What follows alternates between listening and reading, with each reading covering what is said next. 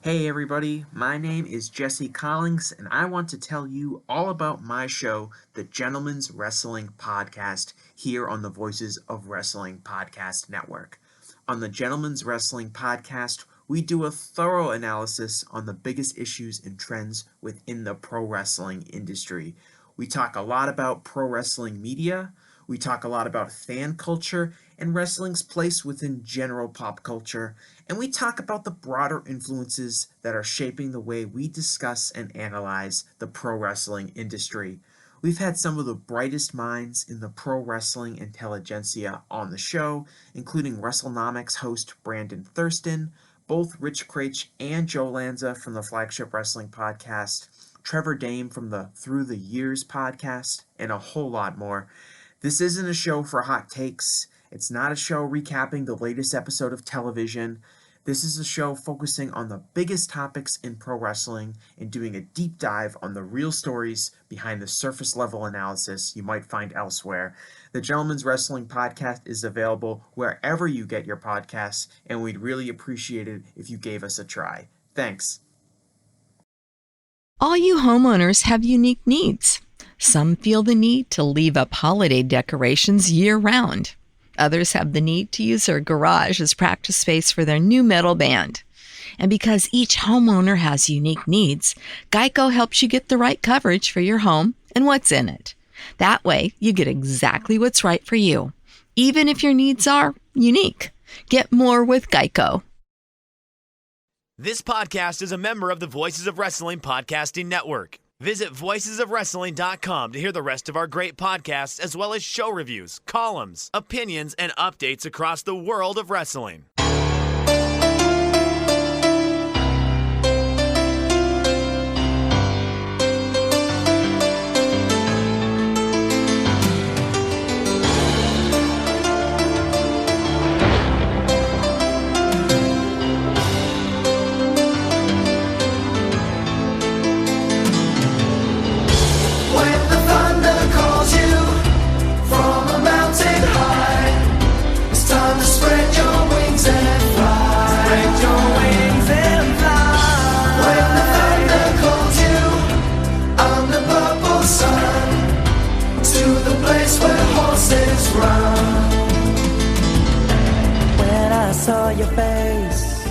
Hey there, Thunder Buddies and Travellers down Thunder Road. It's us, Days of Thunder, the WCW Thunder rewatch podcast that you didn't ask for, but we did anyway, coming to you as part of the Voices of Wrestling Podcast Network and powered by largemanappears.com. I'm your host, your Oscar snub on Thunder Road, Dave Ryan, and I'm joined, as I am every week, by my faithful co-host. He's Stagger Lee Malone. Lee, how are you?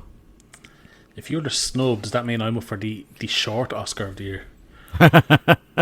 Award-winning short Lee Malone. Yeah, exactly.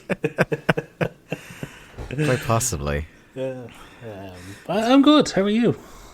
Yeah, I'm all right. I think things over here at the Days of Thunder offices are getting a bit crazy as baby time approaches. It's looming. My brief hiatus from the show will begin at some undetermined point in the next 5 or 6 weeks. So when you hear like Lee trying to do a version of me and just talking to himself for 2 hours, you'll know why that is. It's still not determined if I'll talk to myself or not, but there'll be some kind of. You can't stand your own company. I mean, no. I mean, who likes looking in the mirror? Yeah, truly. I don't know how much that says about us relative to other people, but I mean, things are good. We got our they call it now the travel system for the baby, the buggy car seat combination. And as impressed as I am with the technology of all that stuff now, I am truly appalled at the price points. Oh yeah. The amount of times I've had to say in the back of my head, it'll do him till he's 4. It was okay that we spent that much. Yeah, now look, I will say as a veteran of these situations, you will get your use out of it. Yes. But also you will, in like 3.5 years' time, be turned around going, can we just get rid of this? We don't need this anymore. Yeah, I'm also somebody that, like, so we got the, I don't know what the international situation is with car seats, but one of the things here is that there has to be a particular type of base. It has to be checked by the road safety authority, or it can be checked by the road safety authority here, but you need to be shown how to do it by somebody that's RSA approved at least. And so we got this base, this Isofix base, for the seat. It's really cool because, you know, it's got a little thing and you can spin the seat around a full 360 inside and it just fixes the inside of your car. But I can tell you, from the arsake that it was from the woman in the shop putting the base in, I can tell you right now, I will fork out extra just to get a second one for our other car. I can't comment on this because the car seats we currently have... You just tied your son to the roof with a rope. Well, I mean, that was 10 years ago. You would have got away with it then. Yeah, you would have, yeah. But no, like, the car seats we have now, like, I cannot take them out of the car. I have to ask my wife, and, like, you need to remove the car seat. Yeah. Because I don't have the patience to fucking mess around with them, and I just get frustrated. Like, getting the seat out is absolutely fun. There's just a little trigger, and it just pops out. It's great. But it's getting the base out. Yeah, see, that's ours is all one now because Grace's a little bit older and she's in the kind of bigger car seat. Yeah.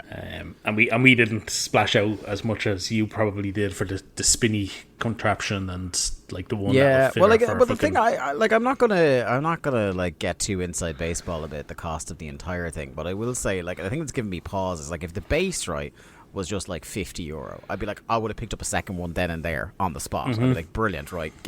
Show them how to put it in my car, which is the one we brought, and then we'll install the second one in Emma's car. But it's just around €200 for the base. Yeah. And it's like, look, again, like you said, it's like, you will get use out of it. And we will, if we buy it, we will thank ourselves that there'll never be an occasion where, do you know, like when he's in crash, it's like, oh, I'll collect him. Oh, fuck, you have the base in your car. Do you know, and I'm in work until 8, 9 o'clock. Do you know what I mean? Yeah. Like, we'll never have an occasion where someone forgets. Yeah, no, we're the same. We have a car seat in each car. You have to. Yeah. So, yeah, I can already tell that's going to be... But, you know, after forking... And we only went mid-range. Do you know what I mean? Like, we didn't go with the cheapest, but we definitely didn't. Like, you're talking... There's stuff there between, like, 1,500 and $2,000 for the whole system there, and I wasn't going up near that kind of range, especially when, like, I couldn't see the material difference between the mid-range stuff and that stuff, apart from, like, it looks slightly more boutique. Do you know what I mean? Like, that kind of stuff. I remember my auntie back in the day, like, her son was born in 2004, my cousin, the eldest of her 3 sons. Fuck me. And his buggy, she was delighted because his buggy had like a clock and temperature, like a thermometer on it. Like, you could tell how warm it was. I'm like, no, I don't need any of that. I don't need my fucking buggy to have Wi-Fi or shit like that. Like, the only thing I know I've entered this, like, the secret cadre of dads. Like, I haven't had it too much with you, but, like, everybody I meet now that is a dad, now it feels like I'm in the Stonecutters, where we'll have our normal conversation and at the end they'll lean in and go, I'll give you a little bit of advice. It happens everywhere. But one of the ones I got was when I had said to a couple of people I know who are dads that we were getting the travel system. They were just like, you're going to need to be the one that looks out to make sure there's storage. Like, this is, and it's a tremendously gendered assumption that, like, all these dads are going, the women, they never look for the storage on these things. They look at the aesthetic, they look at the functionality, they never look for the fucking storage, do they? So I was watching the baskets under these things like a fucking hawk. You won't put a slice pan under that one, we can't get that. Yeah. Now, I will say, like, it is one of the primo storage capacity options. You know what's going to happen now. What? The first time I see it with the travel system. Yeah. I'm going to have to check out the storage underneath. Yeah. I think you'll approve. Like, it's one of those ones, it doesn't look from the outside. It's fairly like a TARDIS. Like, it's bigger on the inside. Doesn't look like it stores that much. But you get a good, like, one of those healthy Tesco-sized baskets of shopping in it. Easily with the nappy bag. So that's my fucking life at the moment. This is going to become like we're going to have to change the categorization on this podcast and say to Joe and Rich, like, is it okay if this becomes a parenting podcast? Because are we talking about WCW anymore? Well, I mean, when we started the podcast, we used to talk about Daz a lot, but it was big beefy Daz. Yeah, truly. And now we've come full circle. Yes, a large child will appear. Yes. What's interesting is if we'd only been a couple of months further ahead in the timeline, there's every chance that the first wrestling show that would have been on with my son in the room could have been That's the Wall, Brother. We've just missed it by a couple of months. He also, his first wrestling show we would have seen could have been the Reset Nitro, and we're just barely missing out on that. Yeah. It's fairly disappointing. Yeah. But it's funny because this obviously, like I've said before, like this this house I own now was my parents' house. So like the room that I have turned into my office over COVID, over the history of this podcast, is actually the room that was the spare room when I was a kid that I used to watch WCW in. Oh. So there would be some sort of full circle thing to my son being like basically strapped to the chair, Clockwork Orange style, as a baby, having to rock him back and forward on the rocker. Literally the same era of WCW I was watching 25 years ago. And that is another fucking crazy thing that I was kind of like, now that we're in our 2025 recording dates and we're talking about 2020 or 2000, it is kind of wild to me that like this is wrestling I was watching in the moment 25 years ago. And it's just fucking wild. Dave, do you know what I did this morning? What? Well, the kids were having breakfast, and I was kind of potting around making my own coffee and whatever, with a toast. And do you know what I had on the TV? What? The 1994 FA Cup final. I've never been that guy to like rewatch full. Was it highlights or was it full game? No, it was full game. Okay. I watched a little bit of, do you remember during COVID when they did the Euros Revisited on ITV? They played the full tournament, which was class. Like, but that was like a novelty, and we couldn't go outside. So what else were you going to do? Yes, there was no live sports. Yeah, apart from highlights, like I think the only match I've ever watched repeatedly start to finish was the 1999 Champions League final, for obvious reasons. Yeah. But yeah, no, I said, you know what? I'm going to search YouTube and see what comes up. Yeah. And I had initially put on one of my favourite matches as a kid. Yeah. Which was the 1993 FA Cup final. A little bit before my conscious memory. I was alive, but... Which went to a replay and was also the first game with squad numbers in England. I noticed very much I have become that tweet.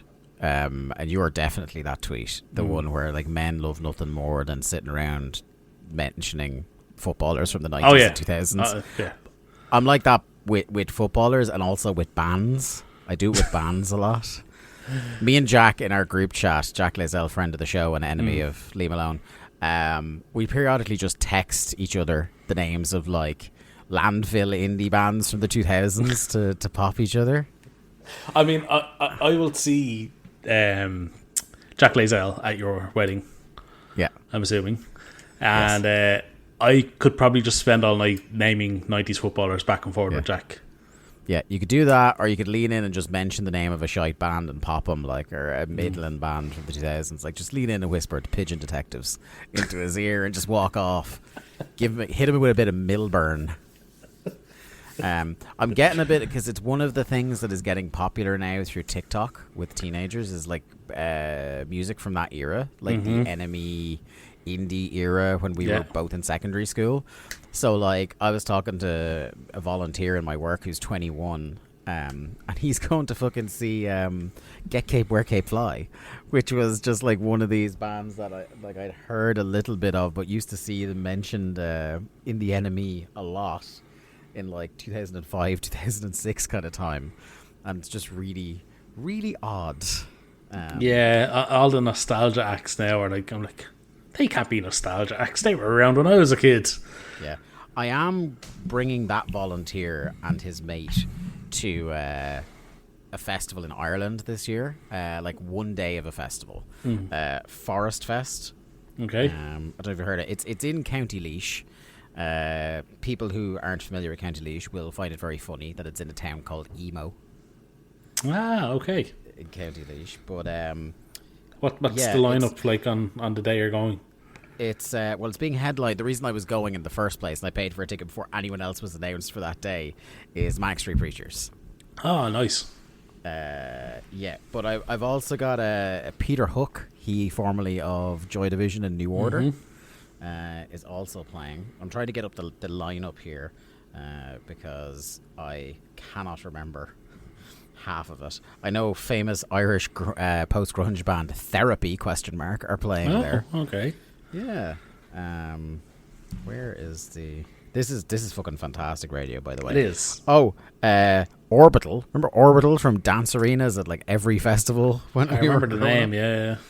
The Stranglers are playing at it.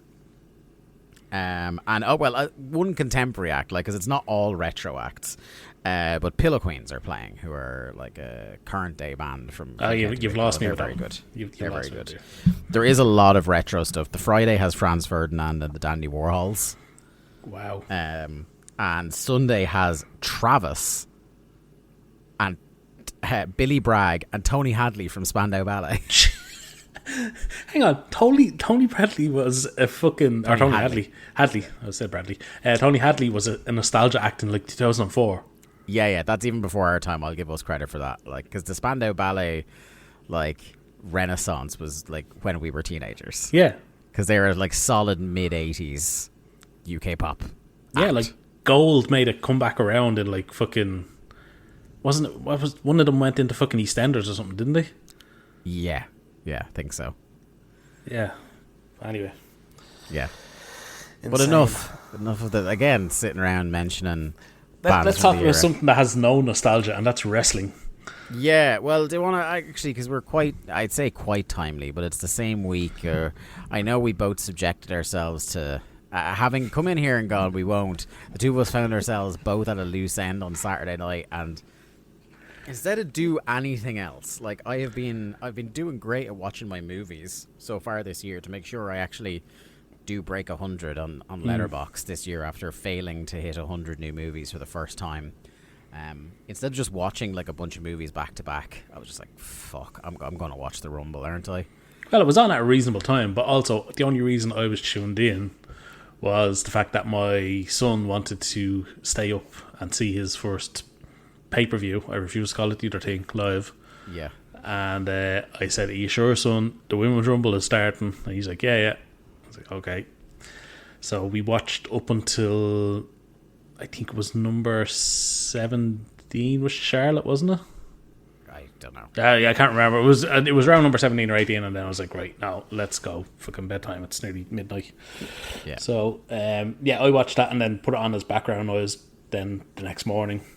It's a bad show, Lee. It was a horrendous show, Dave. I call it feel bad. like I've been fucking taking crazy pills all weekend because people are putting this shit over. People who I generally like and respect are like, yeah, good for them having Jey Uso win the Royal Rumble. And I'm like... Good for who? Good for who? Yeah. Yeah, who's good out of this? Don't worry. He's not going to be Cody. He's going to be Gunther. And I was like, I'm actually more worried about that. I don't... God bless Cody, but like I'm way more of a problem with Gunther losing. Did you see the match they had at Saturday Night's main event? Even if it's for their Ferrero Rocher World Championship that they're after creating. Is it chocolate inside? I hope so. Is that why Gunther can't be chased? Because he's full of chocolate belts? Like Hooter. I can't run, I'm full of chocolate.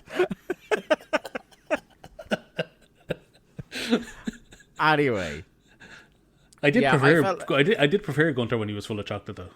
People putting this show over, because like part of me is just like I had started doing the rationalizing thing of like, are people putting it over because they don't watch? Like there was a while where I was just like, I used to cheer for the chaos options happening because I didn't care. I don't watch WWE, so like they should do the dumbest thing possible because it makes me laugh. And of course, the dumbest thing possible was what was floating around the weekend was the idea that the 31 theory, that like John Cena or Jey Uso or somebody would win and then Dwayne would come out at number 31. And I was by Saturday night, it was never going to happen, but I was all in on something dumb like that happening. Didn't they do that one year with Triple H? Did that in like 2015 or 2016? Well, he came in at 30. He didn't come in at 31. Right. He was an official part of the Rumble. Like, see, I'm not online. I told you, I deleted the app. Bird app. And I don't use the other one. The fucking Harmony app. Fucking Blue Sky, whatever. So I just don't see this shit anymore. Yeah. And it's great. Yeah. Lots of people loving this. You telling me that lots of people and people that you would have respect for are loving this is insane to me. Yeah. I thought the women's Rumble match was terrible. It was so bad. I thought the 2 out of 3 falls tag match made me sad. Because I'm just like, how good would that match have been even 5 years ago? But Dave, I think you were sad because you bought into what the dirt sheets were saying. Yeah. I think that's why you were sad. All that stuff, the weekend, the Janelle Grant lawsuit got I don't want to get it. Like, every podcast is talking about it, so I don't want to. And they're talking about it in way more detail with way more information to hand than us, so I don't want to do it a disservice by getting into that here. I thought I was having an interesting talk with Jack, because Jack was up watching this on because now it's on Netflix. Do you know what I mean? It's not difficult for people who are tuned out. And he's a very tuned out wrestling fan, so it was easy for him to watch this in the background. And he was loving the ladder match, and I was just like, the ladder match is very symptomatic of, like, I think your enjoyment of it is completely proportional to how much wrestling you watch.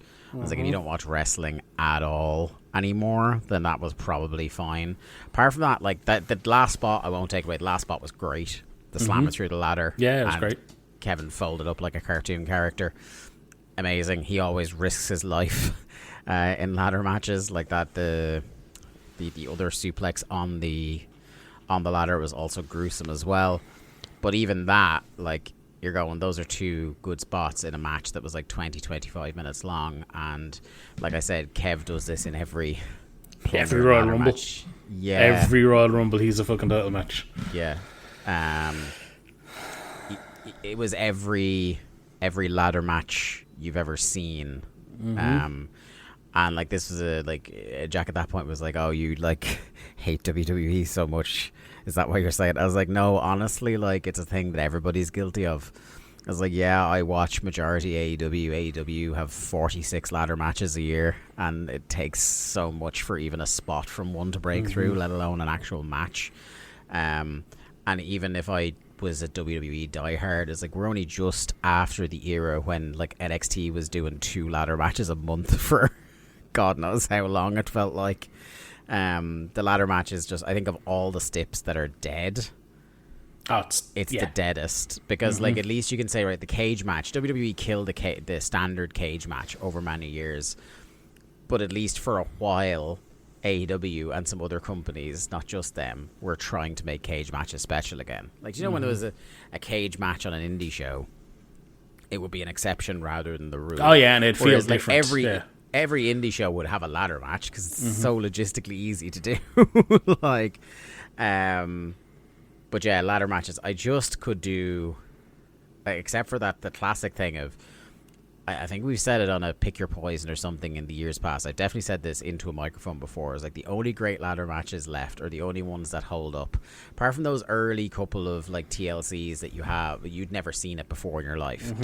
Apart from that, the only ladder matches that hold up anymore over a long period of time are the ones that were great wrestling matches that coincidentally had ladders as a component in them, rather than like, we're just going to hop from contrived spot to contrived spot involving a ladder. So yeah, didn't care for that. I thought that one thing I will say about the men's Rumble, as much as I didn't enjoy it as a match, was that it avoided the criticism I give a lot of WWE men's Rumbles, where it didn't feel like 25 dickheads and only 25 dickheads, 2 main eventers, and then 3 main eventers that could win. You know what I mean? It actually felt like as stacked as they could have gotten it for the most part. Yeah, it did. You know? I mean, Joe Hendry was in there as well, but yeah. Yes, he was, and what a partnership. What a partnership. Oh, yeah. But anyway, yeah, didn't care for it.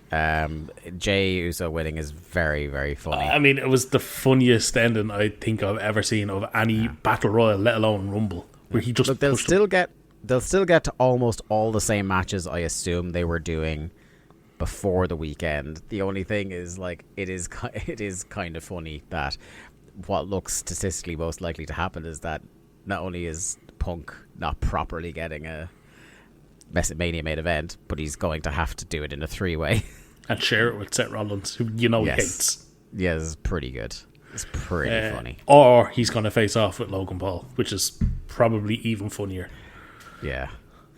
So yeah, it was a bad show, and this is the thing. Like, since they've moved to Netflix, I've given them 2 chances. I watched the first Raw, and I've now watched the first pay-per-view, and nope, there's no biting. It doesn't resemble anything. No. And do you know what the other big takeaway I took from the Rumble was? What? John Cena needs to give up the hair. He needs to give up the hair. I think I said in the VOW Slack, is like, you could park a fucking chopper on that bald spot. Like, God bless him, John. Well, actually, sorry. The second takeaway I will add to yours is that they need to build this whole company around Bron Breakker and Jacob Fatu. They're like the only guys that gave obvious next guy up energy. Yeah. Like, everybody else here was just like either somebody from the past who has been established for a really long time at the top and probably doesn't have that many years left in front of them at the top. Like, we know Roman will split in a few years. Yeah. Like, Punk is, the wrong side of 45. Cena, obviously, this is his retirement year. It's like, who is the star that takes the baton? That's not the Yeet guy, because he, even though he is very over with their fans, he too is 40. Yes, and now I will say I haven't watched WWE in a while, so I haven't seen him recently. But Jacob Fatu has put on a little bit of weight in the past couple of months, and we know from the past that his weight can fluctuate, and it can, he can get sloppy and kind of out of shape. Now, for now, though, I will say the little bit of sloppiness and roughness. Oh, it suits works. The gimmick. Yeah, 100% works with the gimmick. But I won't take anything away from that. I watched the clip of the angle. Oh, yeah, with the Braun. Yeah, it was a very good angle. I did watch that on YouTube. Fucking did get annoyed that Braun threw him then in the Rumble, because everybody has to get their win back. But yeah, no, Fatu and Braun definitely Braun Breakker, not fucking Strowman. Look like the 2 next guys. But it'll be at least 5 years before they go with them. Yeah. It's a shame, because it's one where, like, they think they went with the hot hand with who won the Rumble. But the hot hand is these guys. I'm not saying either of them should have won the Rumble now.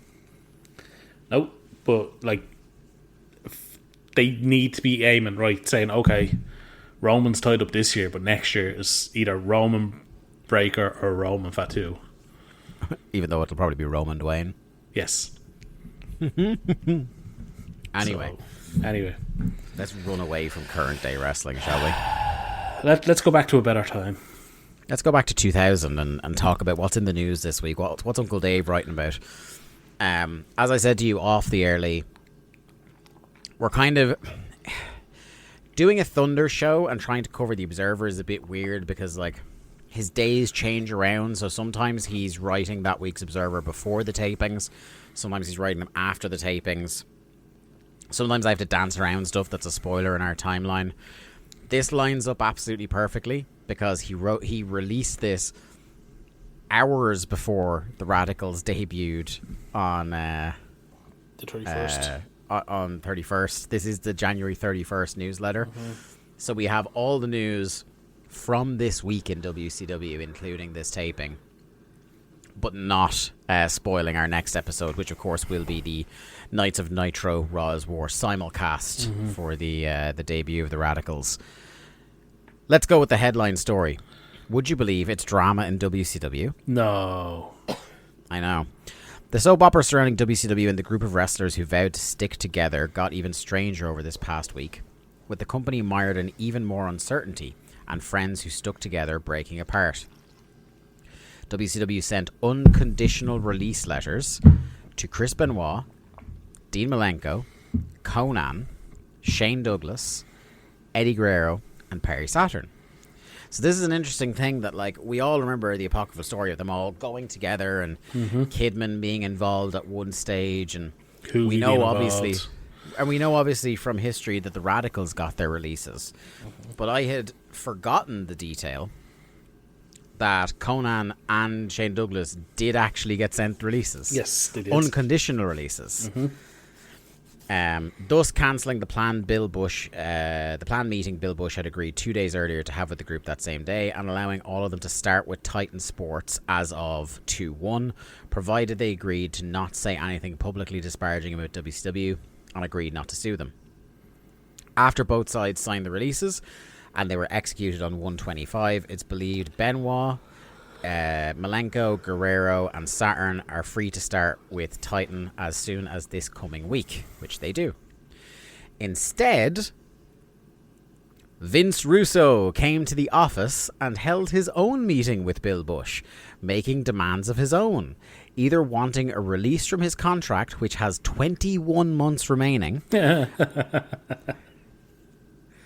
agreeing to stay on as a writer for the show but not working underneath Kevin Sullivan, Gary Juster or JJ Dillon, or demanding to be put back in his head writing position for 9 months without interruption or interference. At press time, no decision was made regarding Russo, but he was not at WCW television tapings this week. After the ratings on 117 came back, such a disappointment, and the sold-out pay-per-view did an estimated 0.25 buy rate, the lowest in the history of the company. The call came to bring back Ric Flair and not wait for the 214 Nassau Coliseum, as originally planned, but rush him back for the 125 Thunder tapings in Las Vegas, with an angle teased on Nitro. By the time the week was over, there were rumours flying everywhere.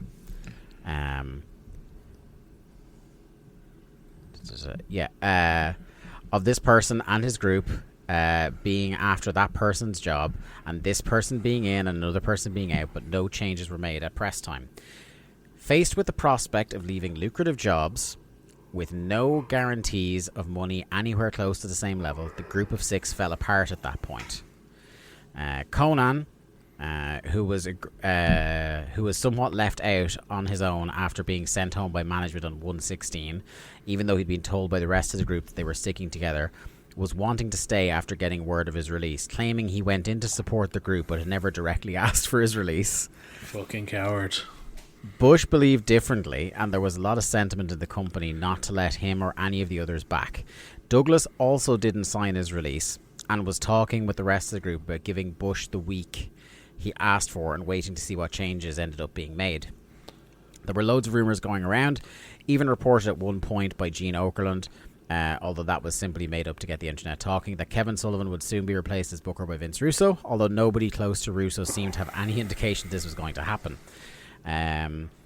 Shane Douglas also called Steve Austin to get word to Vince McMahon if McMahon was interested, and given a response that there was interest if he was willing to forget his previous tenure in the company. Douglas said he got indirect word from the WWF to sign his release and begin negotiating, but his lawyer told him to do absolutely nothing that would breach their WCW contract and not to sign the release. Upon getting the letter, the other four set up a meeting in Connecticut, originally scheduled for 1:20, which was postponed due to weather. The group was told to keep it quiet, and all four cut off most communication with everybody in wrestling, including Shane Douglas, which led to major disappointment by the end of the week. They met with McMahon and Jim Ross and pretty well came to terms, but were told to keep everything quiet. According to Douglas, when he got word on 1:22 the other four were in Connecticut, he didn't believe it, called Malenko on his cell phone and was told he was in Florida staying with his brother, but then said he was given word that they were staying at the Westin Hotel in Stamford. When he called the hotel, all four names were registered. Malenko called him back the next day, but again denied he was ever in Connecticut and claiming he had no idea how their names were there registered guests. Others close to the situation confirmed that they were there for a meeting and were told to keep it quiet, and even to get out rumours that they didn't get a deal, apparently because McMahon still believed he could make their debut a surprise if they swerved people into thinking they were coming back. There's more here about just how, like, I think this fairly fucked the relationship between Douglas and the rest of them, because he felt like they kind of went, they rushed ahead of him didn't wait the week like he was planning to wait, and then felt he'd been kind of stabbed in the back because they kept him in the dark about it. Well, I mean, Douglas was only like I don't know. This doesn't really excuse it, but like Douglas wasn't part of that group. Like Douglas was only in WCW. What, since August? Like he'd been in for like half a year, but he'd spent a lot of that time injured. And yeah, I know, like he was brought in straight away and put with the Revolution or whatever. But like those other guys are all long time friends, and like if they were told, yeah, we'll bring in you four, I can't blame them for going, well, we don't really need fucking 2000 Douglas as a mouthpiece. But also the thing is, like, he had decided that he was going to wait for a week, but like they're under no obligation to. Like, I totally get the being frozen out part, that they couldn't have done like a nod in the wing because, like, no, like we have to move now. Like, you know, I like you kind of get it and you don't at the same time. Like, I think they were right to think that for them being tight could all move on together. And he also kind of has a right to be annoyed at how the situation kind of panned out, as he's the only one really that lost out in the end. I think we can all agree that Conan is the biggest fucking coward of the lot. Yeah, for sure. Oh no, I actually ask for my release. I actually like being paid to do fuck all, as it happens. A guy who was persona non grata in WWE for fucking 25 years. Yeah. One of the other things that happens in wrestling this week is the Royal Rumble. Funnily enough, one of the iconic pay-per-views of our childhood. Yes, definitely, and a really good pay-per-view. As Dave points out, remembered more fondly for the World Heavyweight title match than for the Rumble or really anything else that happened on there. It's like a street fight about as good as such a match could be. Did we review that whole show on Patreon? I can't remember. No, we haven't done the whole show. We've done a few matches from it. Yeah, we've done Rumble Royale. Yeah, we've definitely done a couple of matches from it on different shows. Yes. The WWF in its previews on the TV14 logo listed N promising nudity and delivered the ultimate tease of giving it without giving it in the form of 77-year-old Mae Young unzipping her bathing suit and baring her breasts. While a huge X and censored appeared on the television screen, the live crowd got to see it for what seemed like an eternity, for whatever it was worth, and there were a few token glimpses to the television audience as well. This, of course, as we've talked about before, would ultimately lead to fraught relationships with their UK broadcasting partner for occasional pay-per-views, Channel 4. At first creating a delay in the feed, and ultimately leading to the relationship kind of falling apart within 18 months. Yeah. Because I am still fairly certain Invasion was the last pay-per-view on Channel 4. But even that, like, they were sparing after this, because, like, I don't think they did. Backlash was on Channel 4. Yeah, we've talked about this. I think it was 3 or 4 per year, like maybe 1 per quarter, where it was the original agreement. But then very quickly after this, like, they brought in the 10-second delay, and they would then have ads in the middle of the shows and stuff, and just didn't give a fuck, basically. Yeah. Anyway, great gate at Madison Square Garden they talk about. Dave was very down on the how quick the Taz debut was. He just thought for him it was a little bit disappointed in how it went, which is, well, fucking strap in for his whole run. Yeah. If you think that's disappointing, we got some news for you, buddy. Next up, some sad news for people who've been following us in the timeline is that we talked about 2 weeks ago in The Observer the death of Gary Albright, but we also have to report the death at 34 years of age of Bobby Duncombe Jr. Oh. We kind of talked about it, that he wasn't, after he kind of went off TV, he wasn't alive much longer, but I did forget how quick it was and how young he was as well.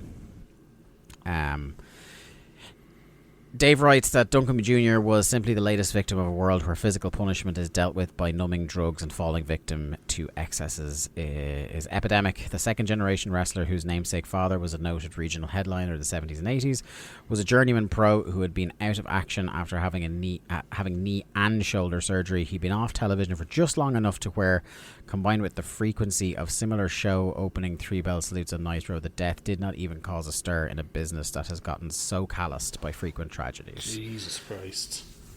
And you think about it, like, we started off, like, within a few weeks of us starting this podcast, we had our first death. Like, Louis Piccoli was on, like, the first handful of Thunders and then died.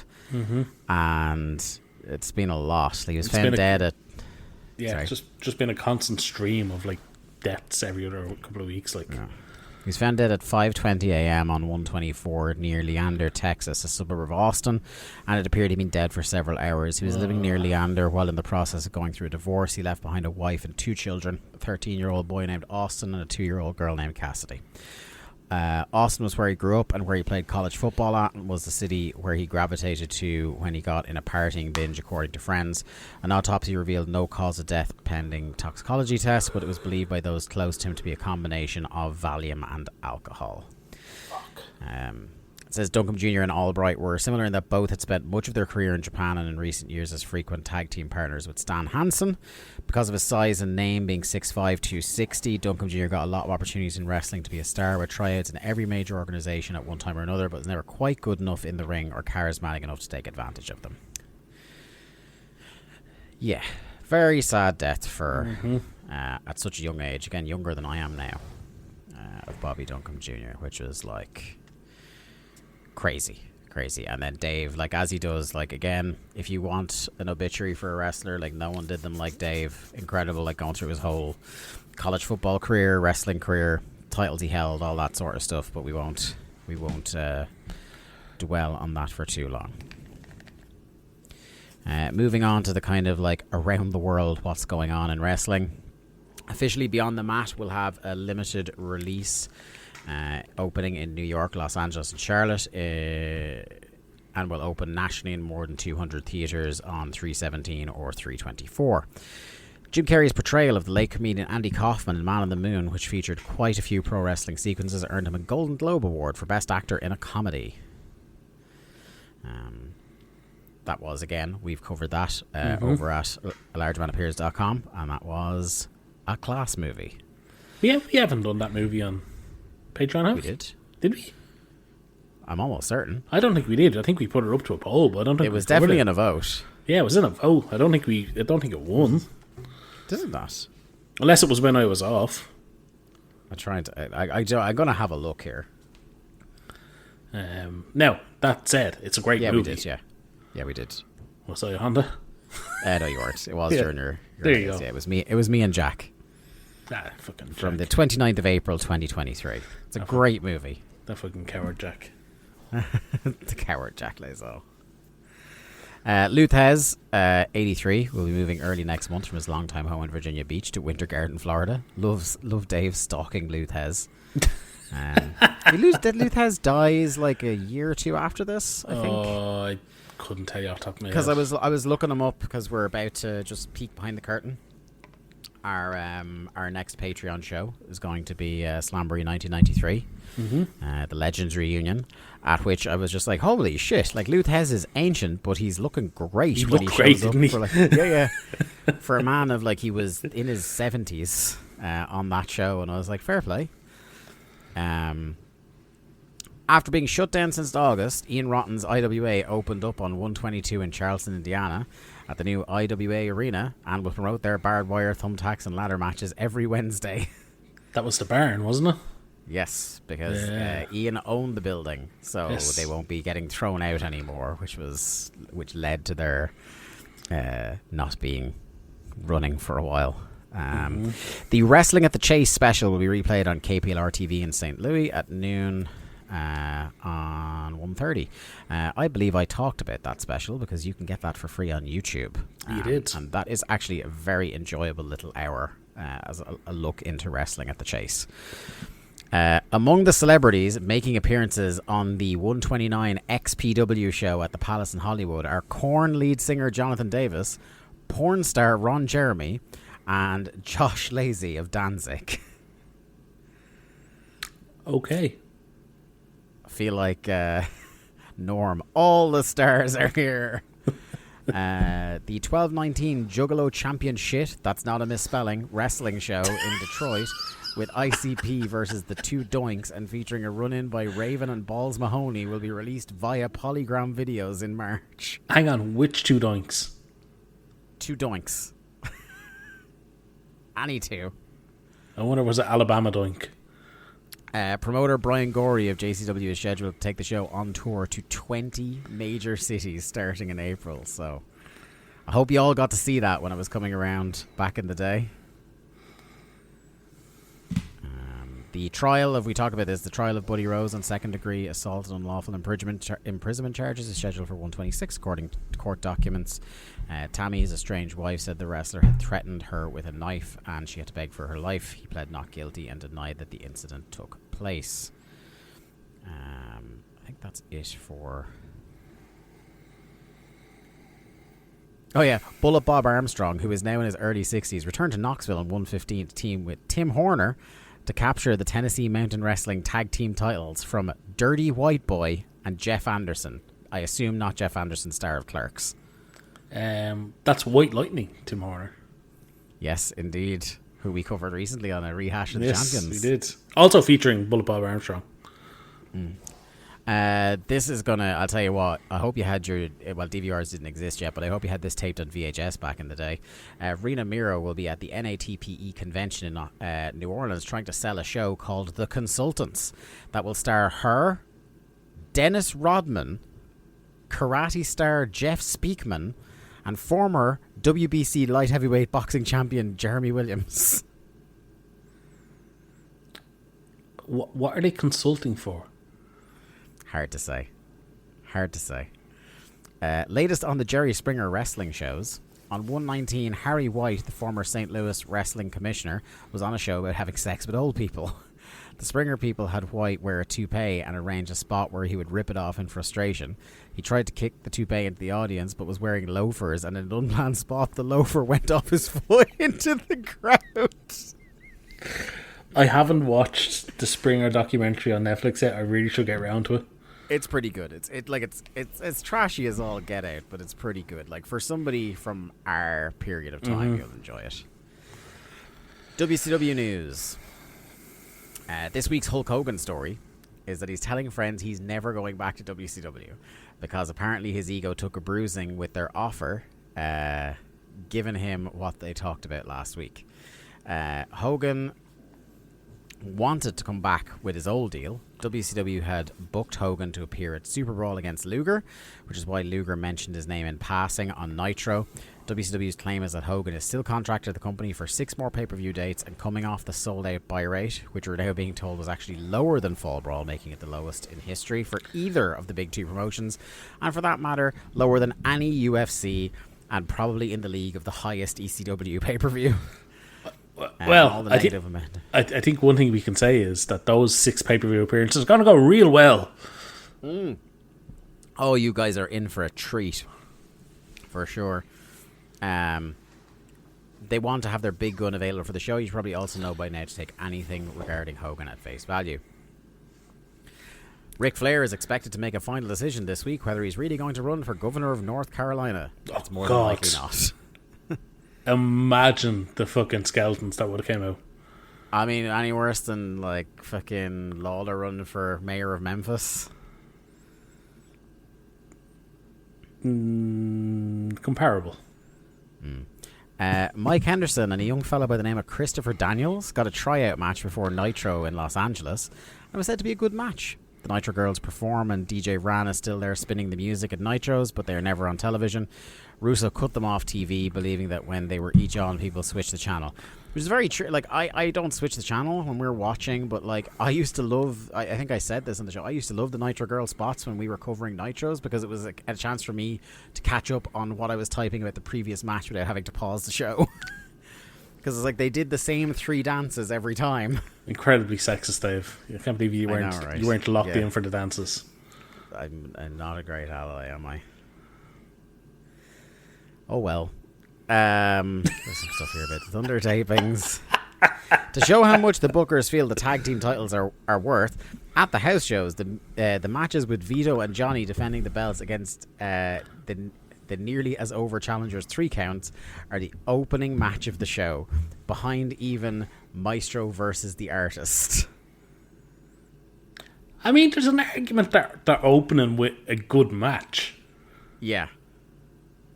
But, yeah, they're looking at it from, like, a card-building premise of, you know, everything builds to the main event. But I'd argue that they're just opening with a good match. This is very funny.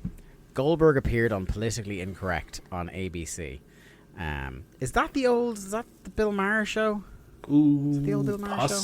Possibly. I'm probably wrong on that. Don't take me on that. Americans are shouting at me now already. Americans are shouting at everybody in 2025. I'm getting messages in the Discord about what Politically Incorrect was. It's just this sentence that I'm reading this for. He came off like a very intelligent, normal person, which is very much unlike your typical pro wrestler media appearance.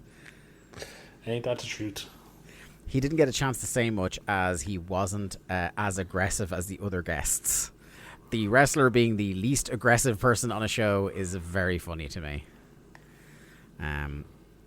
Just so you know as well, because they do appear on this show in the casino, the fitness models who've been hanging around the NWO skits are April Haig, Kim Canner, Melinda O'Hearn, Pamela Paulshock, and Tylene Book. Oh, two of them get heard. Yes, we did correctly identify Tylene Book last week, and yeah, I think we had mentioned Pamela as well. Yeah, who become Tylene Book becomes a fairly prominent TV character for the last year and a half of WCW, and Pamela Paulshock becomes a fairly regular Mean Gene stand-in as a backstage interviewer. And they're both fairly regular parts of WOW magazine for the next 4 or 5 years.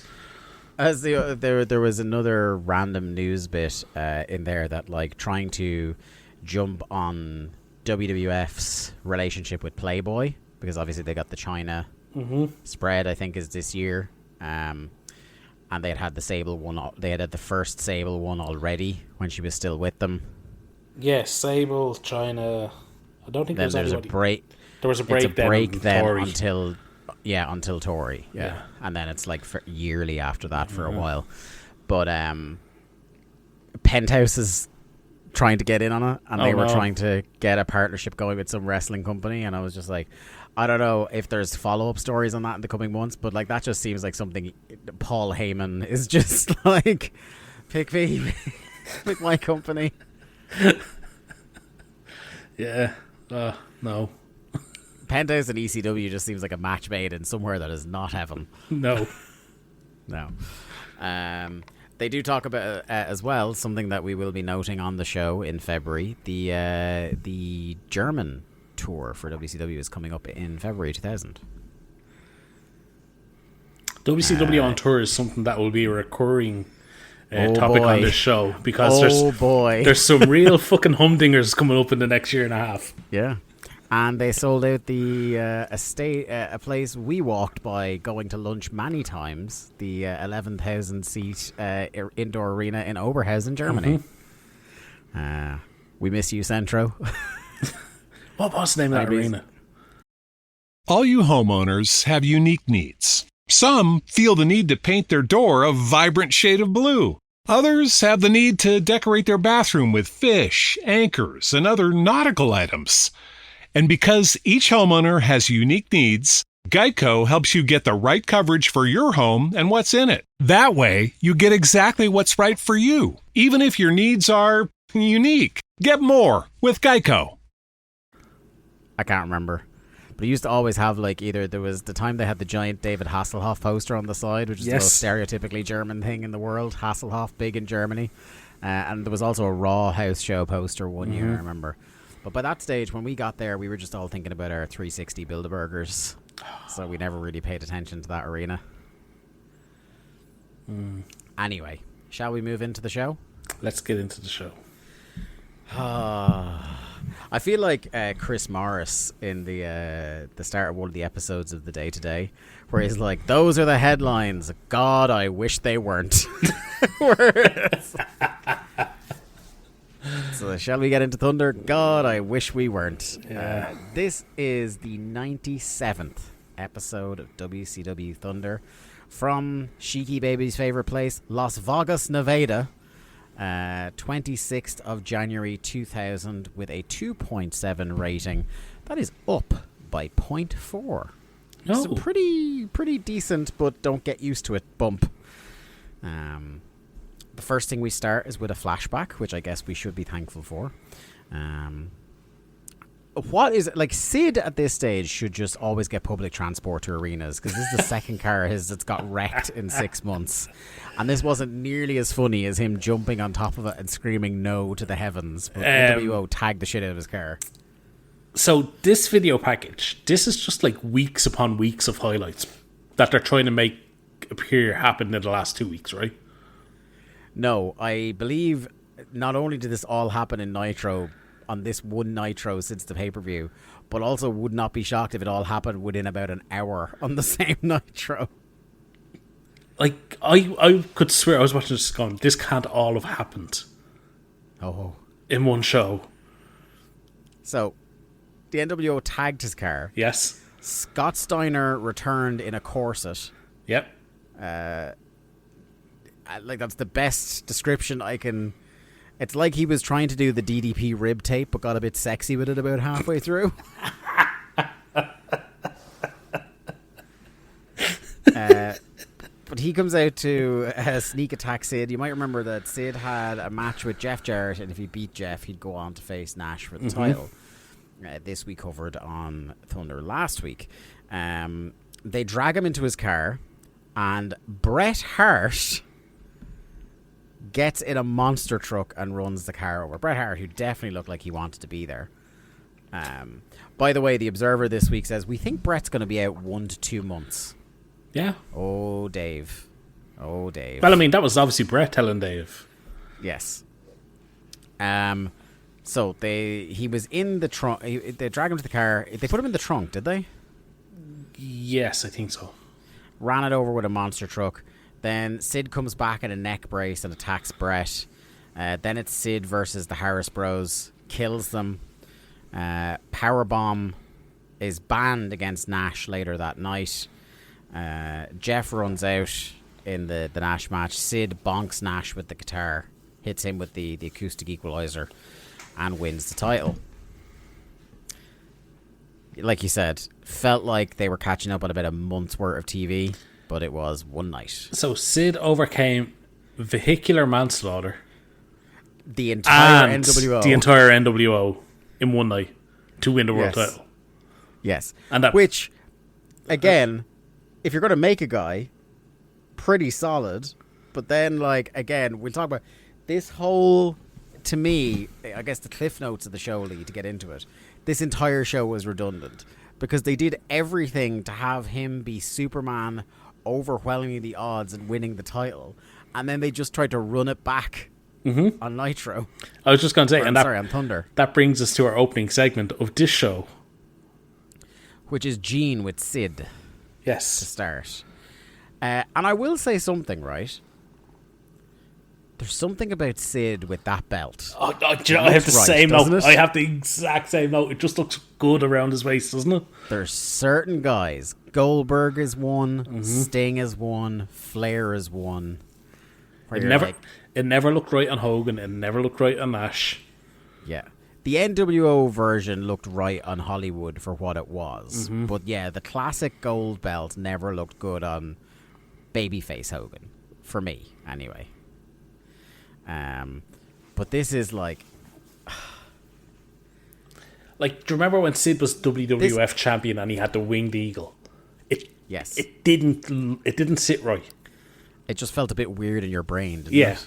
But when you think of Sid as a world champion, you think of big gold.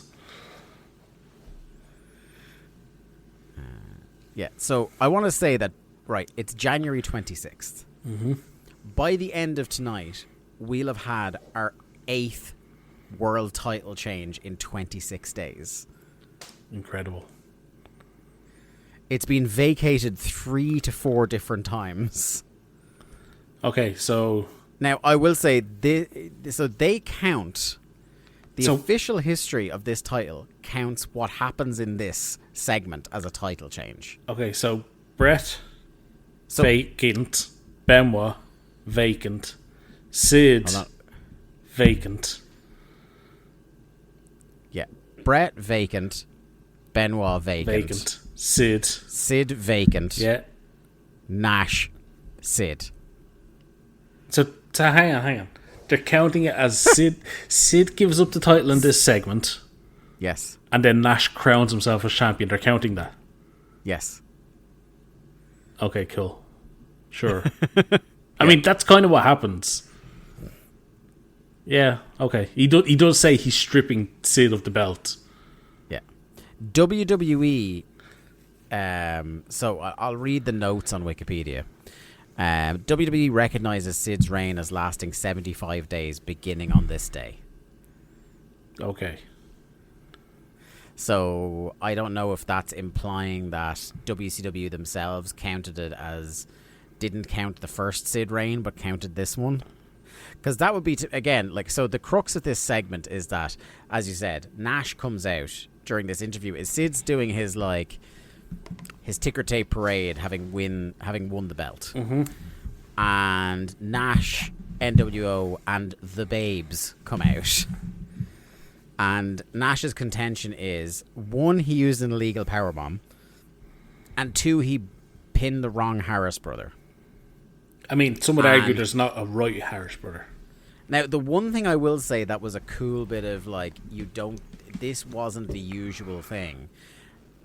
They did a bit which is very, okay, this is what a heel stable with the power in a company would do, because they could do it, is they filmed an extra segment after the show where Slick restarts the match and counts Sid out that never aired on TNT.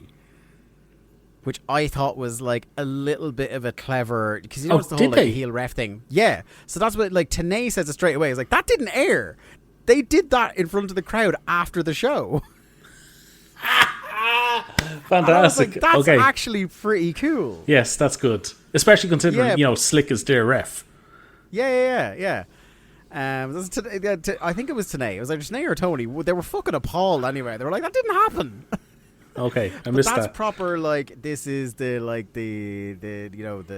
Soviet, the Communist Party, rewriting history, writing Trotsky out of history and stuff like that. This is great. That's what that's believable. They have all the power. They can actively rewrite history as it's happening. Now it does fall apart immediately. It's why does Nash keep booking himself in world title matches if he has the power? Then he could just keep the world title forever. Yeah. Why is he doesn't have to give Sid any chance. He has the power. Especially after he's overturned this result. Anyway. It was Tenay that says it didn't even air. Nash says, you must now relinquish the belt to me. He instructs Dave Penzer to go get it or he'll take it. The Babes then take control of the belt and walk it up to Nash. Tonight he's going to give him one more chance. A 3-way in the cage with the Harris brother he didn't pin. And Nash. The powerbomb is banned, and Kevin Nash is the one that must be pinned or submitted. No. I think he said just pinned. Oh, just pinned. Because given what the finish is, I think it plays into Nitro again. Yeah.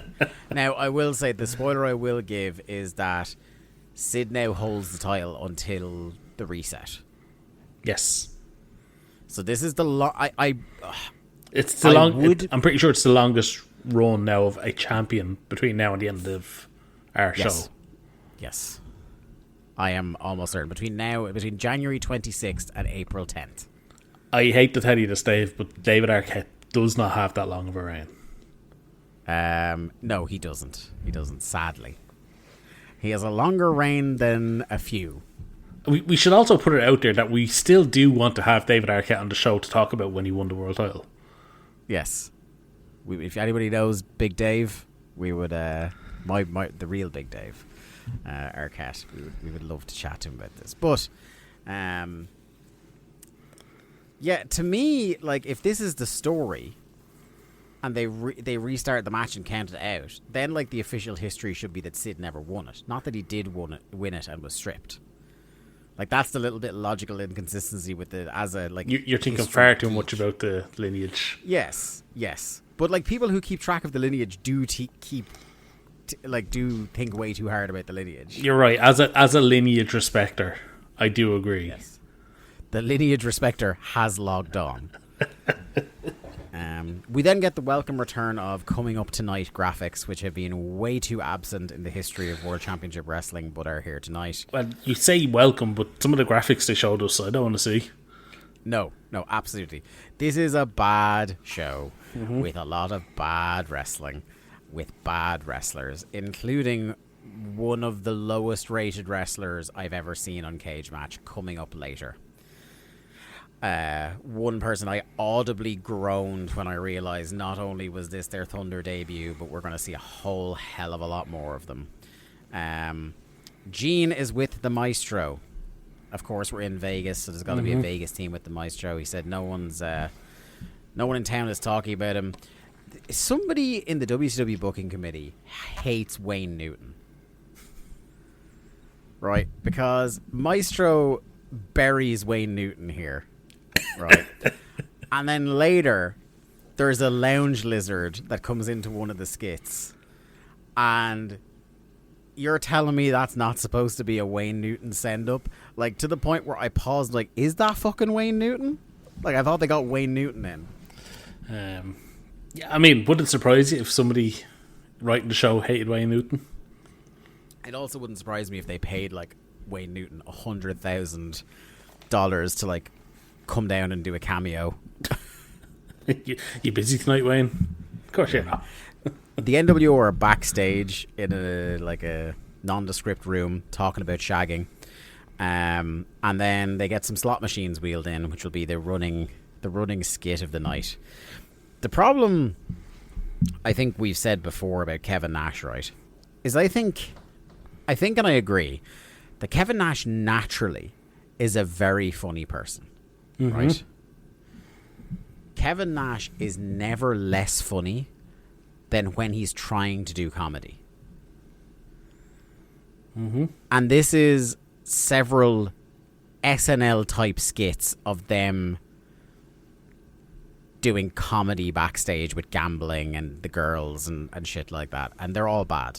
They're all bad. Yeah, none of the NWO segments tonight are in any way good. And yeah, I'd agree with you that Kevin Nash, funny guy, awful booker, but when he's attempting to pop people, he's not charming. He's much more charming when he's just natural. Yeah, when he's trying to be the funniest person or the wittiest person in the room is when you get that. Remember that promo battle with Punk in 2011 that fell on its arse? Yep. Then we get a match that I was so sad that, like, this is the tenor of match we're getting. The Maestro versus Norman Smiley.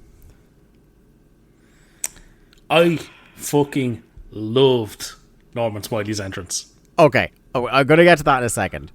But what I will say is they absolutely bury the Maestro on commentary during his entrance when they say he couldn't so much headline a bad lounge act. They do like a Mania entrance for both of them, which is mad. Like, they do the Maestro playing his piano. He's there with Symphony. And then, yes, I wrote, Norman comes out with a 1999 NWO's worth of Showgirls. Real Showgirls. It's fucking... Yes. I thought it was brilliant. And Norman, like, head to toe in the white tux. And top hat. Yeah, and top hat. I just thought it was fantastic. I did write, okay, this is extremely good. And then the Showgirls doing the wiggle. The Showgirls doing the wiggle was tremendous. Yeah. Tenay calling him a picture of sartorial splendor. Yes. Got me. That popped the two lads on commentary as well.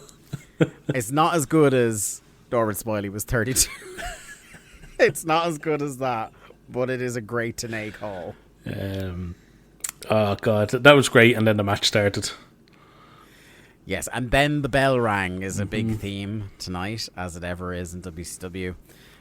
He gets a ladder, gets whipped into it as the showgirls, again, I will say this to the showgirls, as well as being a great entrance, they fulfilled what is, as I've mentioned before, one of my long-standing favourite things in wrestling, people being trapped inside the ring.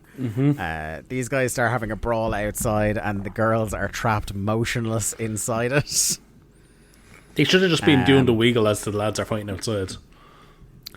Maestro, it looked like it really sucked. Maestro booted a chair into Norman's face and then hits him with it as they wander to the curtain. Norman gets his head... oh my god. Norman getting his head thrown head first into a box backstage, like the first throw before he gets thrown over a trolley. Like, looked like a proper... he just went straight temple to box. Sorry, I was just listening to your description there going, he got his head thrown head first. Head thrown head first, yeah. This is when you're trying to type notes at the pace of a wrestling match. You end up with these errors. I'm going to erase that right now. Norman scoop slams him through a table, hits him with a trash can. Now, right. At first, I laughed because this is right up there with... like, we've had multiple occasions where a backstage brawl, just something fucking weird happens. Like, you know, Sting gets ate by a dog. Brian Knobbs is randomly in a kitchen in fucking Alabama or wherever they were. Yeah. So I didn't even bat an eyelid, and I did not make the connection for a few seconds when Norman Smiley walks over and into frame pops a sarcophagus. I said, okay, fine. Was it a sartorical sarcophagus? A sartorical, where he does his quick change routine on the strip. Norman Smiley at the Luxor all month. Sad to say, I only had a couple of seconds of going, that is a very strange, unnecessary sarcophagus, when it started to open, and immediately, like Vietnam flashback style, I immediately recognized the sarcophagus. From whence emerged the fucking demon. You have to stop saying sarcophagus. I will never stop saying sarcophagus. You know why? Because sarcophagus is one of those words that you write it down, it doesn't look like you spelled it right, and then you have to Google it to make sure you did. I put in too much work. Yes. And yes, by too much work, I mean Googled one word. Yeah, the demon is now here full time, and this is the real, the real demon, not that fake Bryan Adams one. So yeah, this is Dale Torborg. Norman immediately has a heart attack and is pinned. Demon then mean mugs the camera. More demon later, I'm sad to say.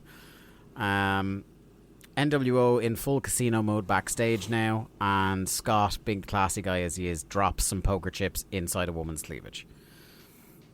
Well, you have to say Scott Hall because, you know, there's no two Scotts. Yes. Yes. Do you want to talk about your main man, comedy goof extraordinaire Lex, and his shiny new chair? Yes, Lex and Liz are backstage with a Sting branded chair, I believe it was. Yeah. I think this one segment where Liz says about 4 sentences is more than she spoke in her entire WWF tenure. Oh, absolutely. But yeah, no, they're now talking about all the people that they've taken out, and we get another mention of Hogan, I think, at this point. Yeah. And I think they said they're going to break Bagwell's arm tonight as well. Yeah, they're going to start making an example of people. Now, I would have liked if they started adorning the chair with the logos of everybody they take out. Ooh, that would have been good, yeah. Yeah. But as with everything in WCW, anything we just come up with off the top of our heads right now will be better than whatever they did. Or if they had a literal bedpost and they put notches in it every time they took somebody out. Next up, we have the first mention of what has just started, which is the WCW Cruiserweight title tournament. This is going to make sense. Yes. Famously logical tournaments in this company. Mm-hmm. We had about 3 last year, and then we have another. Is the TV title, I know it's defunct at the moment, is the TV title the only title that hasn't had a tournament since we started? Yes. Well, I guess the hardcore title is brand new, so I wouldn't really count that. Well, I mean, that had the Junkyard Battle Royal, so... we definitely had a US title tournament. We definitely had a world title tournament, and we definitely had at least one tag tournament. We've had tag tournaments as well, yeah, at least one tag tournament. It feels like we had about 8 tag tournaments. Well, I mean, the TV title had the best of 7 series, but that was 97, wasn't it? Which by itself, no, we definitely had one in 98. We had one in 98, didn't we? Maybe it was the best of 5. This is how long we've been doing this thing. Yeah, I know, yeah. It's so long. No, we did have the best of 7, yeah. We have covered the best of 7. Anyway, Psychosis beat Kaz in the match we saw from Nitro. This leads us to tonight's quarterfinal match. Tafka Prince Ikea, our flat pack sovereign, versus Kid Romeo. Yeah. Making his Thunder debut. This sucked. Yeah. It really did. God, I really misremembered. I was like, Kid Romeo was all right, wasn't he? Oh, if he gets to all right, he's not there now. The highlight of this for me was standards and practices are here. Oh, look, we'll get to that in a second. This is the big show debut of Kid Romeo, who had been showing up on Saturday night. His debut on the main roster, talk about a hot start, got beaten in 3 minutes by the Wall on Monday. Cool. This is also, I think, the first direct mention on Thunder of the power plant. So they put him over as they've mentioned that before. Have they mentioned somebody being a power plant graduate on the show before? I'm pretty sure they have.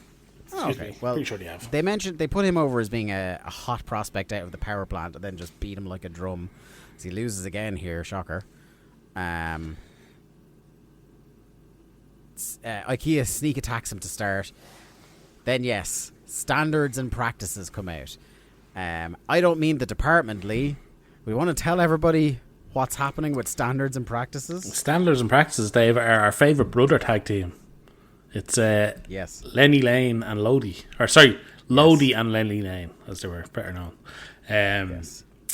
Yeah, so they are now standards and practices, and they are accompanied by Miss Hancock, who of course has to be at ringside for anything involving cruiserweights. Yeah. While the commentary talk about everything but the cruiserweights in the ring. Mm-hmm. Do you know what I don't know if I mentioned this before. I did not realize how long Miss Hancock was on TV before they started her to get doing the dancing. Yeah, I every time she comes out now, I'm like, okay, when's the dancing started? Because yeah, and I thought because like, is it weird to say they're doing a slow build to it? Because she used to just come out on the ramp, and this week she makes a beeline for the commentary table. I was like, okay, here it starts. No, because it was last week, wasn't it? Second time they've had her. She lay across the table. Yeah. Yes. Yeah, because we had Tony now 2 successive weeks being incredibly creepy. This is like she came and she leaned her arse against the corner of the table, and Tony leans forward and pats the announce table directly in front of her as if to say, "Now, put your butt here, love." which is like the bit that was funny about it is like the part of the table he was patting would have put her directly obstructing his entire view of the match, which given the match in the ring, did not care. Yeah, like given the match in the ring, fair enough. Yeah. But yeah, fucking what's his name? Tafkapi wins with a reverse vertical suplex that looked absolute shite. This guy just doesn't get it. No. Standards and practice, by the way, they were only there for about 10 seconds, 15 seconds. Yeah, because they say something like, "This is Carney," and leave. Turn to leave. They hand something to her, and that's when she walks over to the lads. Romeo scores a drop kick. Romeo doing the classic, this guy is way too green to be on TV, hooked the wrong leg on a pinfall. I never used to be... I don't think I was always this pedantic.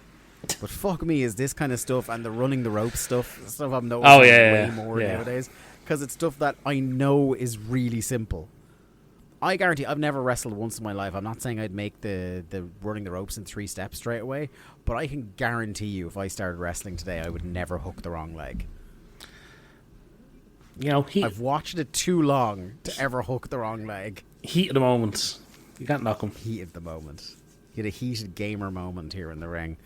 The artist hits the newly named Paisley Park for the win, which obviously named after Prince's residence, Paisley Park in Minneapolis.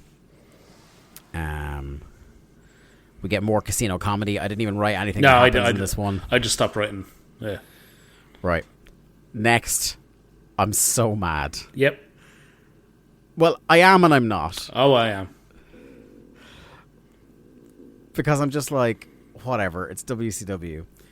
It's the Demon's debut match. And Lee, you'd think, right, they'll put him against a jobber, a no-name dude, to kind of tune things up. Who did they have him wrestle, Lee? They brought in Terry Funk as commissioner 3 weeks ago. Yeah. Which is really funny, because if you thought about the original plot for this storyline, does that mean there's a Sliding Doors universe where the Demon wrestled Ric Flair for 3 minutes on Thunder? And Terry Funk is wrestling the fucking Demon on Thunder to silence. Yeah. Poor Terry having to sell for this guy. And this match was fucking awful. Yeah. Like, you want to talk about two people just not on the same page. And Funk is having more of a match with Nick Patrick than he is with the Demon. Yeah. Dale Torborg, I indicated this earlier on, Dale Torborg has a 1.67 rating on Cage Match. And that might be a little soft. Yeah. Unfortunately, we will see him wrestle a good bit on Thunder. Mm-hmm. And all main events, Dave. Don't forget that. All main events. This is the first time we saw him since the horrendous Horace Hogan versus the MVP match in October.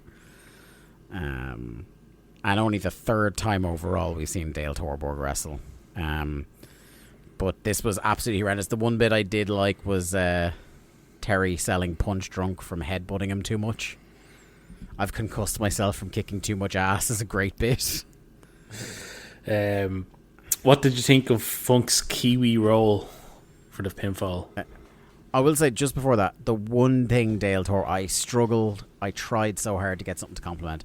I do think he takes a fun bump into the railings. He does the full upside down bump into the railings, which for a man as bad as he is was kind of impressive that he was able to do that. The Kiwi roll, yeah. I mean, like, the crowd did not react to it at all. And in the grand tradition of we have a new character that we're supposed to push, but we're just going to get him pinned, Terry Funk won.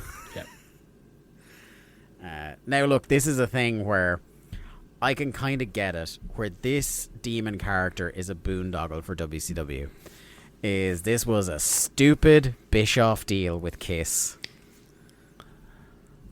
But Gene Simmons specifically. And they're tied in. They have to do something with it. They're tied in, and Bischoff is gone, and the current regime is stuck having to do something with him by contractual obligation. Or they have to pay back money, which they don't have. Yep.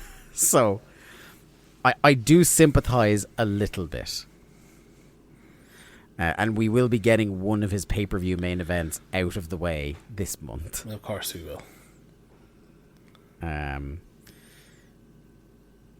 I did like the Wendy's Cheddar Lovers replay for this match. Looks like this is the match you really want to do. An awful burger. Could you imagine being Wendy's and going, this is the match we paid to be featured in? Yeah. Like, you could have just waited. Literally the next match is like the most competent wrestling match on the show. Anyway, we get a Super Brawl ad for the first time, and this is the first time I think they are referred to as the NWO 2000 by name. Yeah. By anybody. They've been just calling themselves NWO on TV, and this spot calls them the NWO 2000. I think they were referred to as the Black and Silver a couple of times previously, but yes, they were. Never 2000s. And that's the name that sticks. Next up, we have a singles match, Vampiro versus Kidman. They're starting a little series. Kidman won on Monday. I felt like this was a pretty decent match, Lee. Like, there was good aggression. Nothing on this show gets time, but as much as something gets time on Thunder, this got a few minutes to get going. There was some cool spots. I liked it. Yeah, I thought it was a good little match. I think Kidman and Vampire, I think we've seen this match a couple of times, actually. And they always seem to work well together. They seem to be like two of the more kind of hungry guys on the roster. Two of the ones that aren't fucking fully jaded. It makes sense, though, like, given, like, Vamp's experience and who he's wrestled in the past, like, putting him against a flippy babyface makes a lot of sense. Moving towards the finish, Kidman nearly rolls him up off an electric chair, runs into a really good-looking snug boot for 2. Kidman goes up for the shooting star press. Actually, Vamp managed to evade the don't powerbomb Kidman. Yeah. I don't know if you noticed. Yeah, he managed to stop him from Hurricane Rana. Kidman goes for the shooting star press. Vamp gets up, punch him, blocks it, and hits the nail in the coffin off the middle rope for the win. Pretty good, and Tori comes in to console dead Kidman. So pretty good. Package, Liz, and Buff are all on the way out. We go to the NWO Cleavage Casino one last time. Nash, again, trying to be the funniest guy in the room, says this is the one casino where a good pair beats a full house as he stares at a woman's chest. Hilarious. Security guards at the door with Terry Taylor. They throw out the lounge singer to get arrested. So a lounge singer a la Wayne Newton had showed up earlier on, and then the security are outside saying who's in charge in here, and Nash throws out the lounge lizard pretending he's in charge. This leads us to Buff Bagwell versus Package. The Package theme song now has wild ass piano added to it. I didn't notice. Did somebody just get on the maestro's piano and just start going ham? That's what it felt like. Will it surprise you if a fan just randomly strolled up and started playing the piano? No. And look, it's 2000. It's these two. It's not good. No. This is the Clash of the Stiffs. It's extremely basic, like all ages, holiday camp wrestling, spamming clotheslines, 10 punches. One thing I will say, for his physical limitations and how much he's like done for since the neck, Buff Bagwell still hits a nice dropkick. He does. He gets really good height on it. It's not like Bob Holly Okada levels of dropkick. But it's a pretty good looking dropkick. Holy shit, there was one of my favorite miscommunication moments of all time here. Like, how long has Lex Luger been wrestling at this point? Like, over a decade? Oh, 15 years, easy, yeah. Yeah. And they run into the corner and Buff throws the back elbow at him, and he just forgets to bump. Like, the elbow doesn't make contact because, like, it's fake, right? But he throws the elbow. Like, did you notice? No. There's a full beat where he doesn't move, and then just takes a flat back bump. I love Lex. Like, I just wrote as his brain short circuited. I love him. He's so bad. I love him. Lex hits a low blow, and I love that this is a moment where, like, Tony Schiavone just hates this company because he's just like, people low blow people all the time in this company, and the refs never fucking see it. That's basically what he said. I was like, yeah, Tony, that is true. It's like the third low blow on this show already. Yeah, we get a Buff blockbuster. Liz comes in. I'll tell you what, Liz is working snug.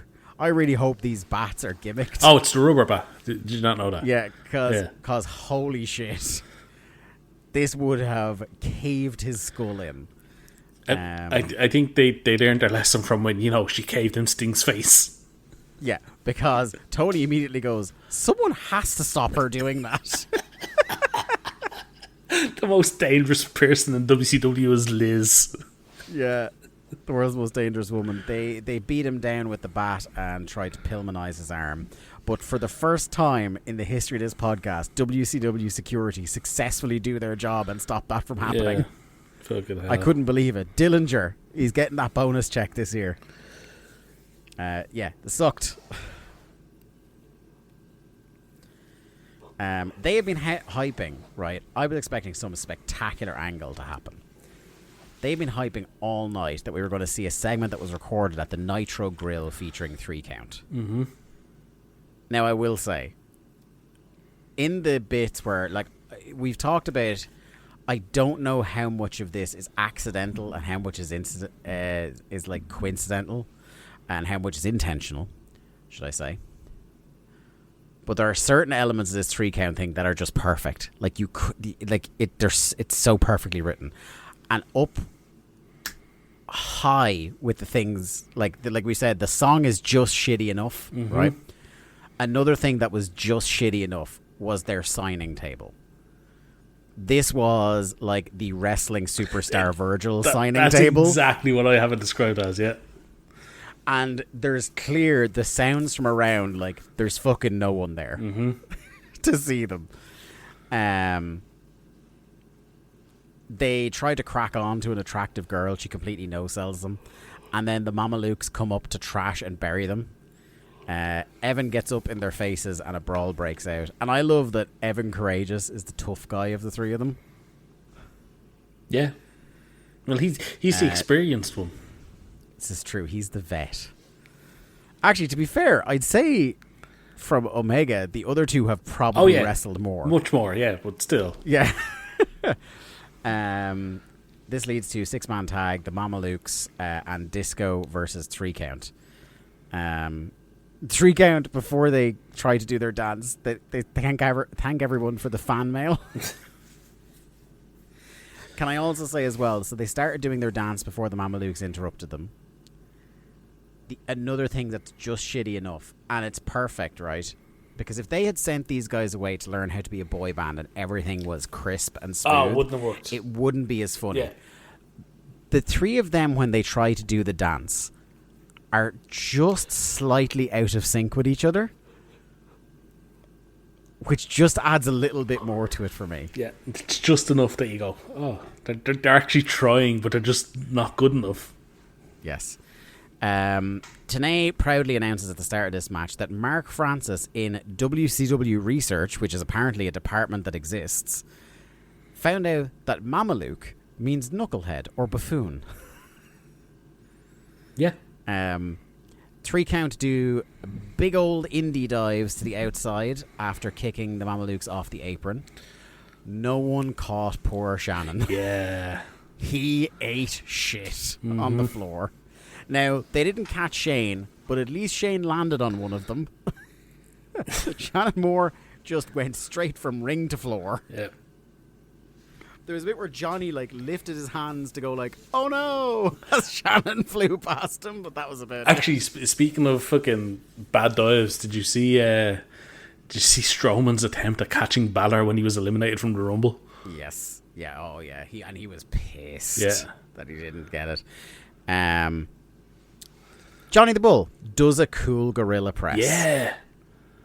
That's a strong boy. Looked fucking deadly. He pressed helms over his head. It fucking looked brilliant. Yeah. I love Disco's role in this trio as well, as the 2 tough Italian guys beat the twinks down, and then Disco comes in to pick the carcass. Mm-hmm. I'm telling you, the Mamalukes are getting over. He misses the middle rope elbow and tags back out to the tough guys. Quick tags from Evan and Shannon, but the match breaks down. We get a double breadbasket powerbomb on Shannon.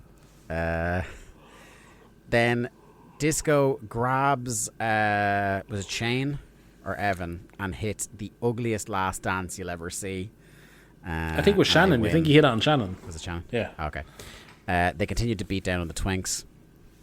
Vito says, and I quote, "Shut up at the music."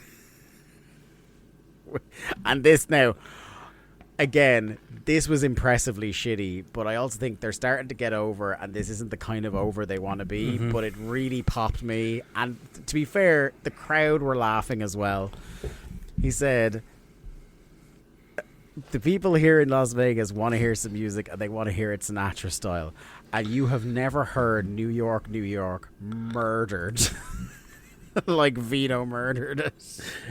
Again, I thought it was great, and I actually did enjoy the Gormless trio coming in from behind. Yes, the Gormless ones sneak in and attack them, and then they dance. I thought the dancing of Flair, Crowbar, and Daphne was fucking brilliant, just because of the outrage from the commentators going, "What are you doing? Yeah. Are they dancing? It's weird as well because like they're I think supposed to be heels still. Like they do eventually get over big time as babyfaces. Yes. The Gormless ones. Mainly, and by which I mean entirely on the strength of the other two people in the act that aren't David Flair. Yeah. Daphne gets over huge. Daphne gets over huge, and Crowbar is very competent in the ring and has a very quintessentially 2000 look. Do you know what I mean? Like, looks like somebody that just escaped from a facility and wears jeans in 2000 is a pretty strong brand. We get Terry and Aaron backstage looking for Sid. The casino gets closed down. The guards took all the machines, but Nash says the business is about the gold. The country didn't fold when Lincoln was shot, he said, which is a fucking crazy pull. I have no idea what point he was trying to make.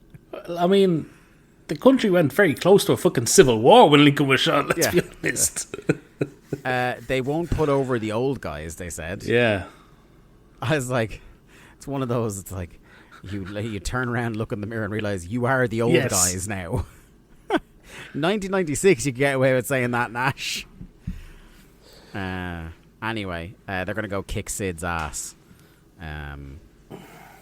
We get a singles match. Booker T versus Jerry Flynn. They are clearly short on time at this point as Jerry jumps Booker on the ramp. They try to attempt to speed run the exact match they must have had planned from earlier in the day. Something I don't think I've seen before is how this match ends, where Booker hits his slammer and rolls through. Oh, have you never seen that? I haven't noticed it. Anyway. Yeah, well, I won't say it was a common thing, but yeah, no, I've definitely seen him do that. The 110th Street slam straight into the jackknife. Yeah, I've seen him pin after, but I can't. Now, look, maybe he has. Again, you kind of a weird thing happens to your brain watching 97 of these.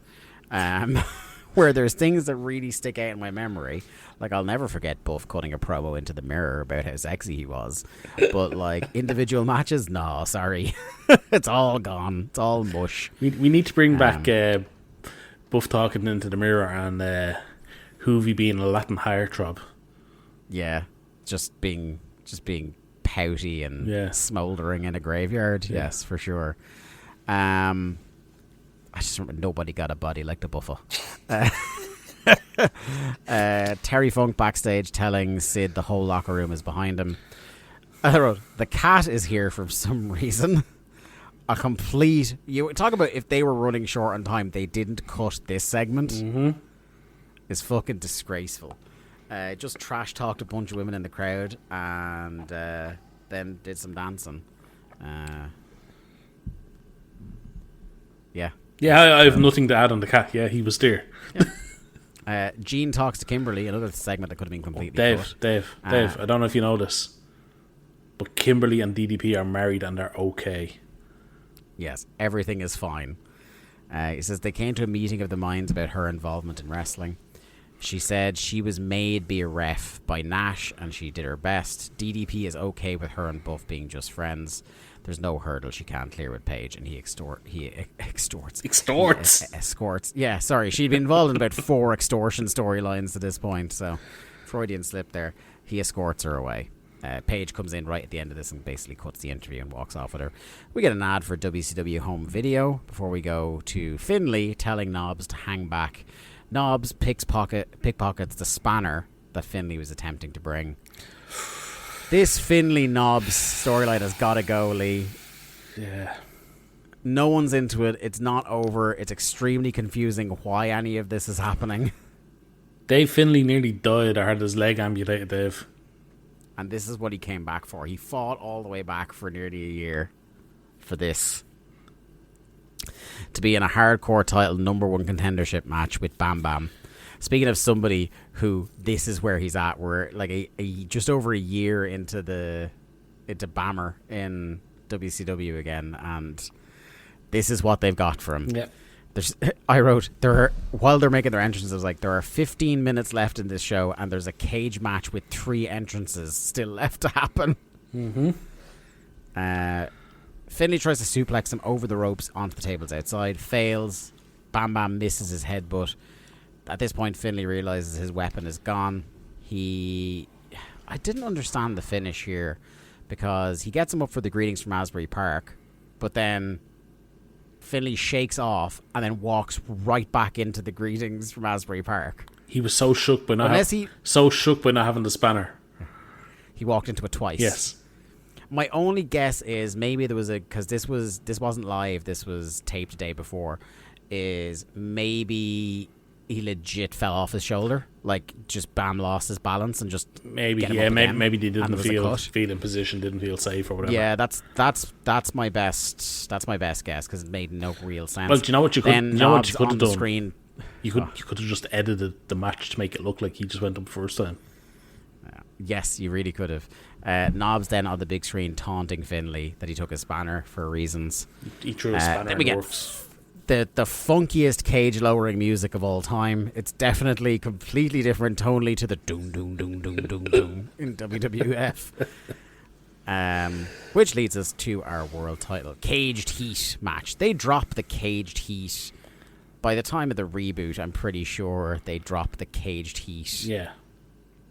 Branding. Yeah, well, because they brought back like all the other kind of triple cage and fucking Doomsday Cage and Russo's Revenge and we've still got that ahead. Yeah.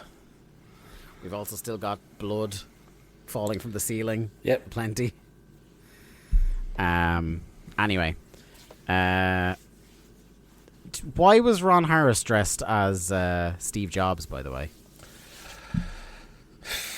In his turtleneck. It was chilly. This was bad. Oh, this awful. was just like, again, I get it if why you're just running back the Sid triumphing over evil storyline if you had a banger of a match prepared for Thunder to do it on. But this was nothing. No. This was just like, it's exactly like Baby's first triple threat that's actually a handicap match, where it's just an absolute mugging where they try to pin him quick, trying to do dog pile pins on him. Mm-hmm. Sid makes a brief comeback. Then Nash tries to attack him. And then the finish, Sid pulls him into a crossface. Yes. And Nash taps out. Yeah. I'm like, do you really want to be doing the submission hold of the guy who's about to show up on Raw? I mean, I think it was their kind of, well, we can make anybody use the crossface. It's a crossface. Yeah, see how that goes. And then, as mentioned in the Observer section, who should come out on the ramp to applaud him? Ric Flair.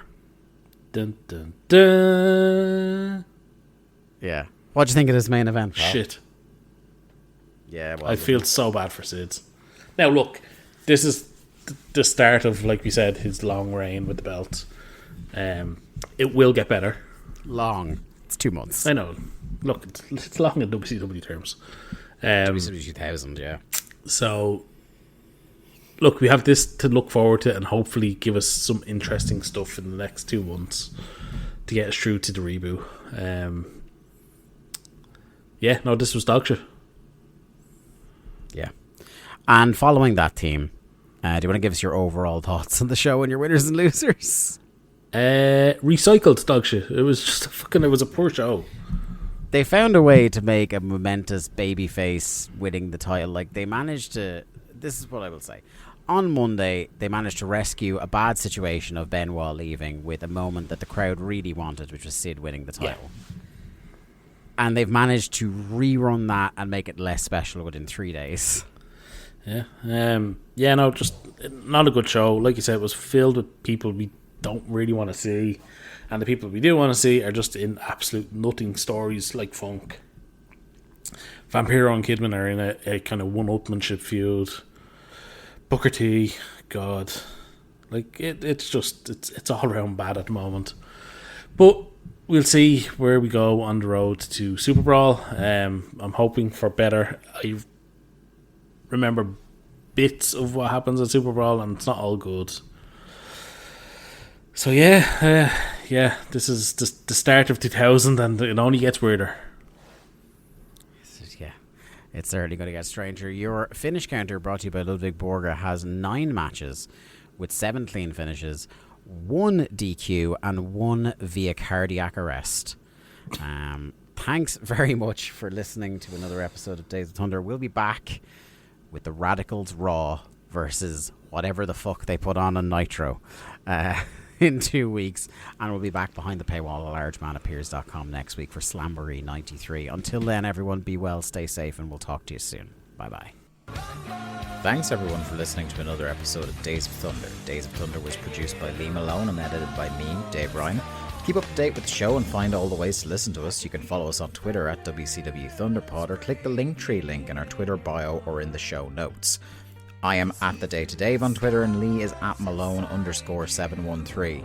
Days of Thunder is a part of the Voices of Wrestling podcast network. Follow the VOW network anywhere good podcasts are sold for more fine podcasts that you can shake a stick at. Thanks.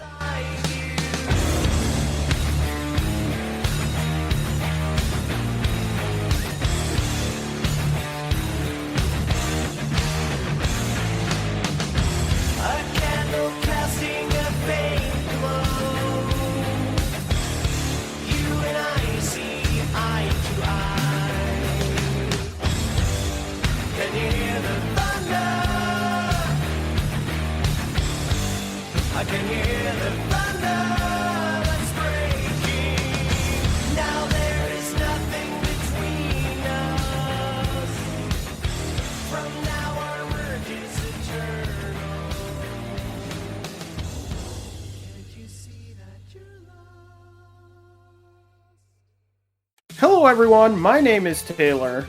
And I'm Kelly. And we are the co-hosts of Jumping Bomb Audio, the #1 show all about the world of Joshi Pro Wrestling. Episodes drop every other Monday, where we discuss the biggest Joshi news, review shows, and preview the hottest upcoming Joshi action. So whether you're a new fan or an old fan, we've got something here for you at Jumping Bomb Audio. Check us out on the Voices of Wrestling podcast network.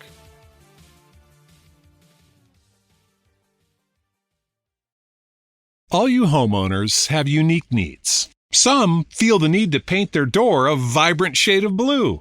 Others have the need to decorate their bathroom with fish, anchors, and other nautical items.